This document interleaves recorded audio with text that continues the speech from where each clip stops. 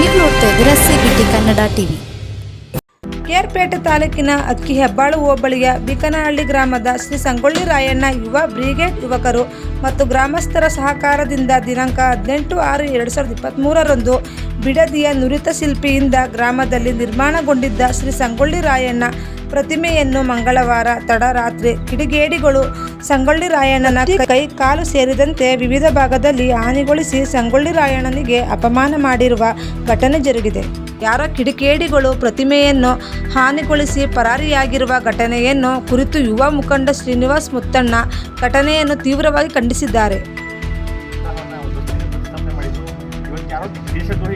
ಕಿಡಿಗೇಡಿಗಳು ಈ ಥರ ಮಾಡೋದನ್ನು ಖಂಡಿಸ್ತೀವಿ ನಾವೆಲ್ಲರೂ ಸೇರಿ. ನಾಳೆ 12 ಗಂಟೆಗೆ 11:30 ಗಂಟೆ ಸರಿಯಾಗಿ ಜಿಲ್ಲಾ ಸಂಘ ವತಿಯಿಂದ ಮತ್ತು ರಾಜ್ಯ ಸಂಘದ ವತಿಯಿಂದ ಎಲ್ಲ ಬರ್ತಾ ಇದ್ದಾರೆ. ತಾಲೂಕಾದ್ಯಂತ ಎಲ್ಲ ಸಂಗೊಳ್ಳಿ ರಾಯಣ್ಣ ಅಭಿಮಾನಿಗಳು ನಾಳೆ ಎಲ್ಲ ಸೇರಿ ಇಲ್ಲಿ ಪ್ರತಿಭಟನೆ ಮಾಡಬೇಕು. ನಾಳೆ ದಯಮಾಡಿ ಕೈ ಮುಗಿದಿದ್ದೇನೆ.